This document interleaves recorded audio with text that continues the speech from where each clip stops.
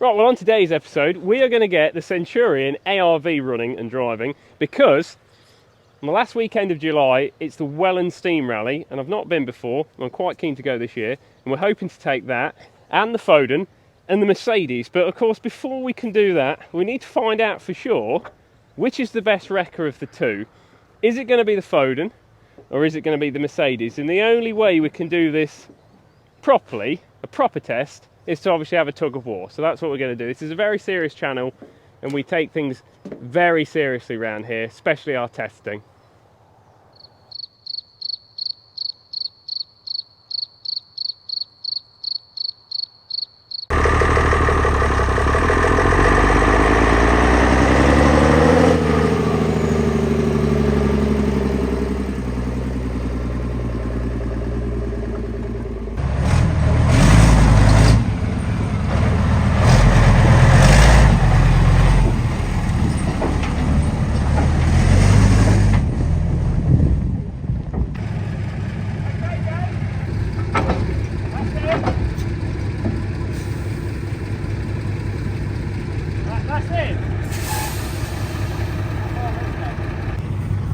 Something poo.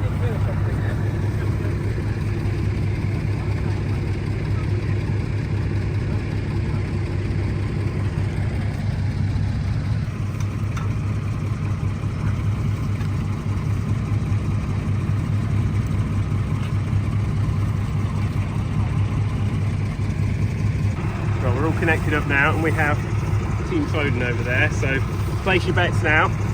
Is the Foden going to win or is it going to be Team Mercedes? It'll be me driving this. Looks like Ted's took Foden's team. It'll be me on my own against Foden and Ted. So comment which one you think is going to win. What do you think is going to win? It's going to be a bit of a... It'll be whatever has the working diff lock and whatever's heaviest. You got a horsepower on your tit. Oh, I'll do alright. Make it bigger. This could be an interesting video, or we could break something catastrophically, which we never break things, not very often. Right. Get it off this.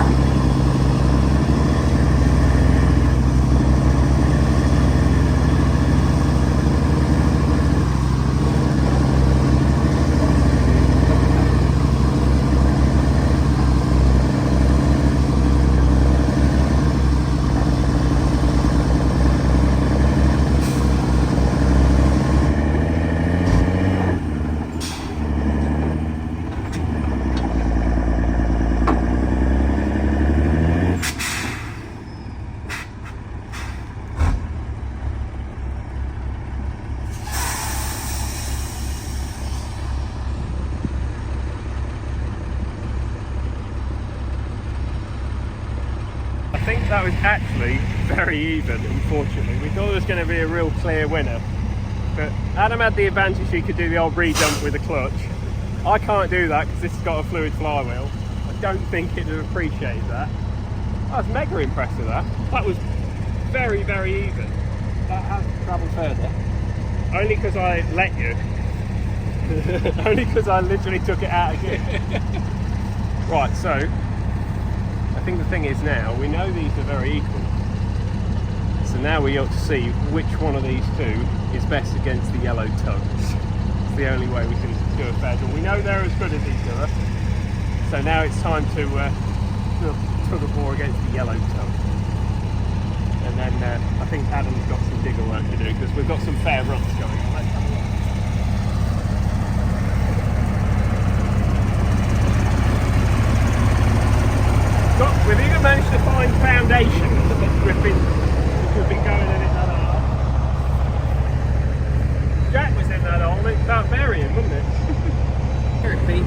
Yeah, there's an infernal beep, so that is one point against the Mercedes.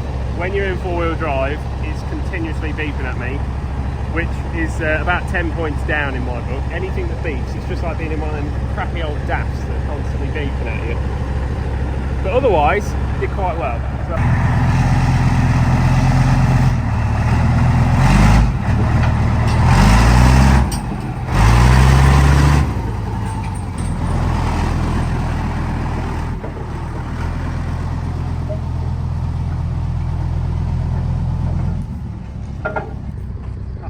what was that? It's like an archaeological dig around here.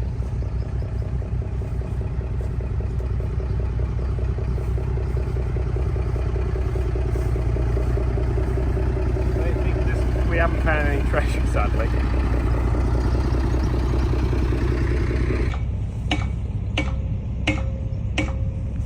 Where's he, Ted? Find it. Get it.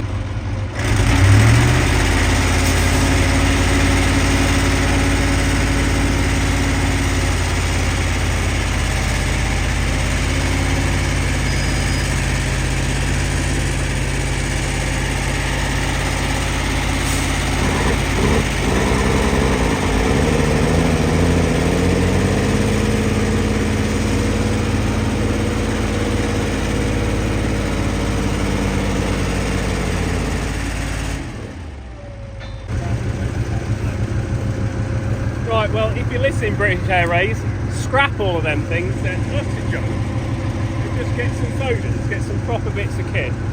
Waste of time. But anyway, everyone's wondering why we have got the aircraft tug. We shall make that clear in another video, but not this one. Right, now it's time to do some actual work, because we're getting a little bit distracted again. Just watch out, because I'm going to give it absolutely everything when I leave. I reckon you can get these spinning. Maximum RPM. Do a super jump. Watch this.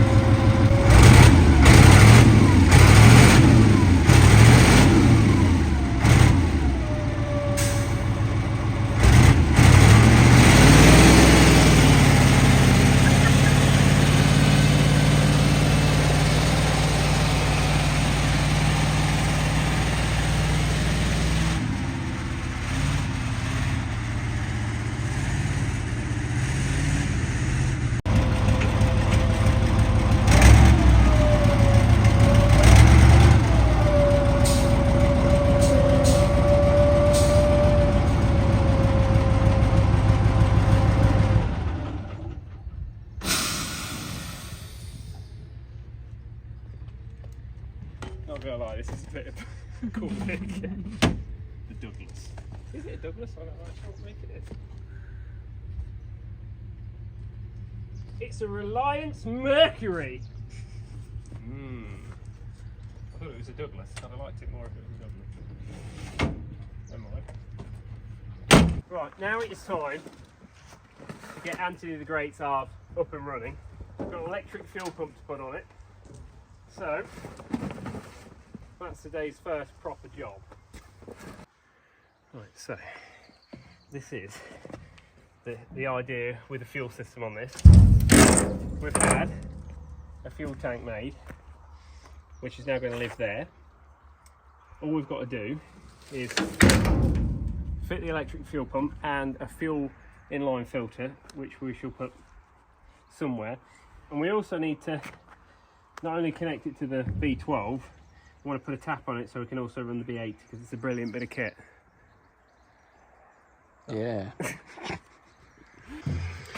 Right, so we're going to do something slightly different this time, and we are going to do away with the little manual fuel pumps that run either side altogether and run the electric, what's on my way, run the electric fuel pump directly to that feed there, which feeds both carburetors, so it will only run off the electric pump and nothing else. We also want to put a tap in so we can connect up the V80, which runs all of the winch, which we've not had going yet. The V80 runs, but we don't really know how to work the winch, so we want to make it so we can run everything off the one fuel tank. That has got a little ticker pump on, so whether we run a separate line to that, I don't know. But what we don't want to do, if these diaphragms are gone with these old ticker pumps, is when the electric pump's running, it could force petrol through the diaphragm and actually put petrol into the engine oil, which wouldn't be brilliant. So that's why we're going to not run it on this. On most of the other vehicles, the pumps are fairly new, so that isn't a problem. But on this, I don't think we want to risk it. Right, so what we're having to do here is use an existing hole that goes through the armour plate into the bin box area, which originally went to the fire suppression handle. And what we're going to do now is I'm just going to ream it out gently with the oxyacetylene so we can get a hydraulic line like that through it to join to the fuel tank. What could possibly go wrong? Oh my god, this looks lethal. Mind the horn.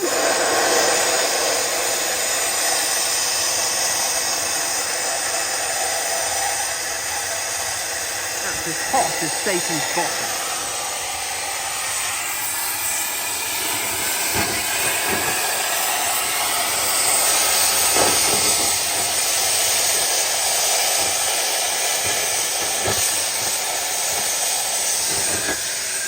What you want is sparks next to a fuel tank. So the reason we're doing this is for safety, obviously. Normally, as I always rattle on about, Centurions have fuel tanks either side of the engine, right next to them glowing red hot exhaust manifolds, which isn't a brilliant idea. Now, in an ARV, Centurion ARV, which is what this is, it does in fact have a fuel tank there, but that fuel tank is absolutely rusted out and horrendous. And to remove that fuel tank, you have to take this big lid off, which I'm stood on, and all the winch pack out. And the V80 engine, so that's an incredibly big task, hence why we're going for the safer option of just putting a fuel tank in that bin box, and then we'll be able to just simply climb up, stand on here, tip the fuel into there, and we can put some nice taps to turn the fuel on and off down there. Everyone's happy. Is that good? Is it about fitting the shove through? Yeah, I'll get right on that. No, you've not done it big enough. It does look big though, doesn't it? Yeah, more fire. Right, attempt number 2. Can we get the fitting through the peephole? It's very warm in here, Adam. Why is it so warm in here? That reminds me of something. Hello. No,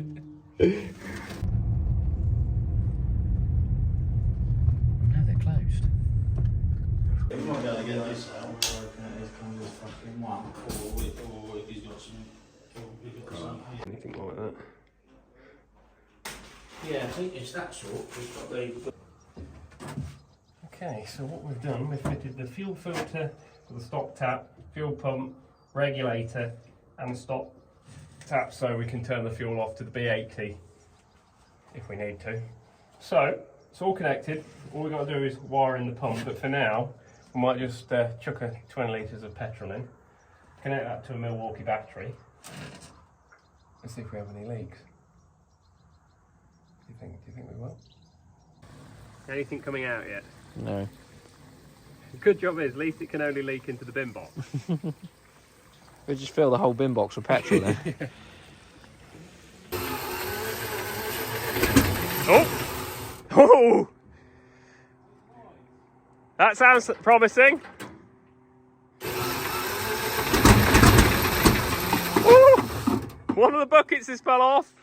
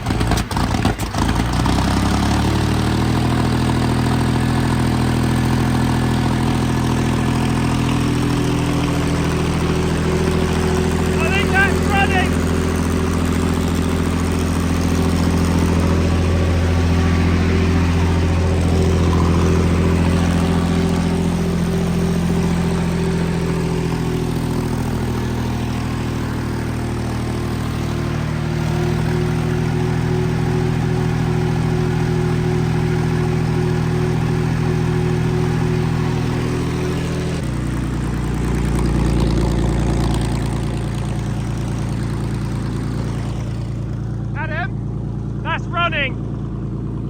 Got some grip on it, hasn't it? Huh? It's got some grip on it. It sounds the tits now. I've connected those water sensors back on and it's still running, so it's obviously got enough fuel, water in it.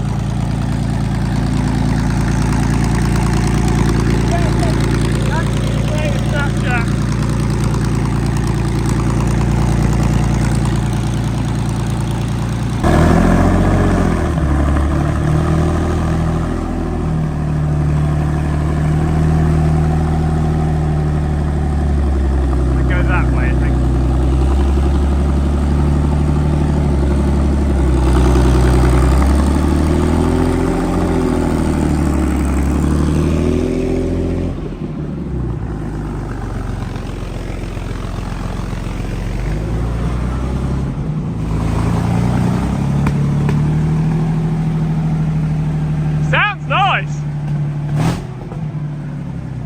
Sticking a bit.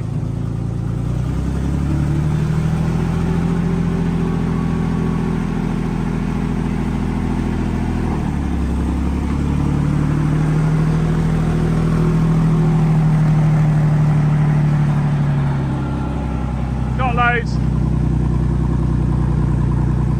Don't turn too sharp because you might hit the 432. That'd be terrible.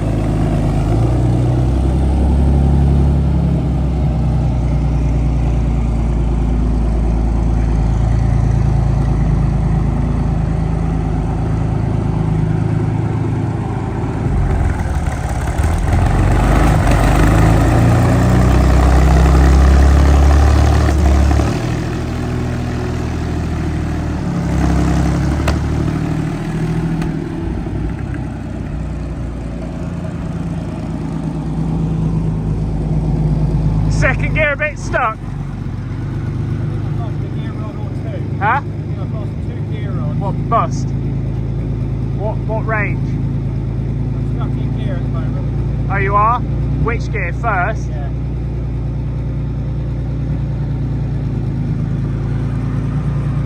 Turn her off.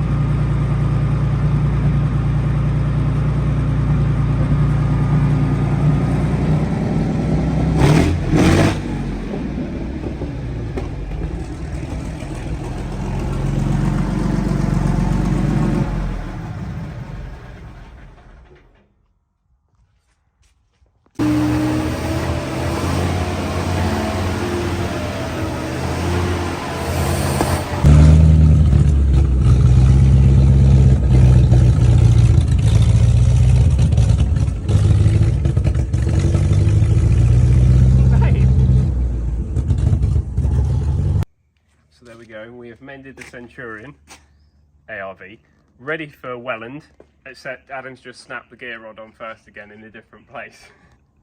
So we're now near the workshop, so tomorrow's job, we're going to weld a brand new piece of bar in, because it has pipe, and the pipe's like 2 mil and it just rots straight out. So we've repaired this. How many times have we repaired first gear rod? Ooh. There's 4 gear rods on it, made out of pipe. Number 1 is completely rotten, the others are fine, so I think we'll just bite the bullet tomorrow and put a... It's going to be a bit tricky to get it in there with all the engines. We might have to just cut it in 2 and weld it. It's going to be special. Oh, and one other thing. We had to take the Mercedes video down. Some of you asking where the Mercedes 6x6 video went. It's because we got in a slight bit of bother with the Singapore Army, because one of the little emblems on the side, someone should have removed it and they didn't. And of course we did a video on it and the Singapore Army didn't like that. So we've now put some really neat black spray paint over that. So that's where that video went. It's not that we've tried to hide anything, so we'll probably have to do another video on that, but the people that have seen it get the idea. But that's what's happening with the Mercedes 6x6. Oh yeah, we're gonna get the concrete chieftain sorted for Operation Harbour at War. For Operation Harbour at War. Operation Market Harbour. Is it? Yeah. And we're going to have a big chieftain drag race, so that'll be fun. We're going to try... How many chieftains are we going to get? Yours, Concrete, Seb's, Richie's. That's it. T72. That old over there? Nah. What we might get time. Oh yeah, we might take the engine out of GoldenEye. We've got loads to do. Anyway, keep watching, whatever. That's not how I normally end, is it? Is it not? No. Oh, how do you want to end? Like that? Oh no, mate. Thank you for watching.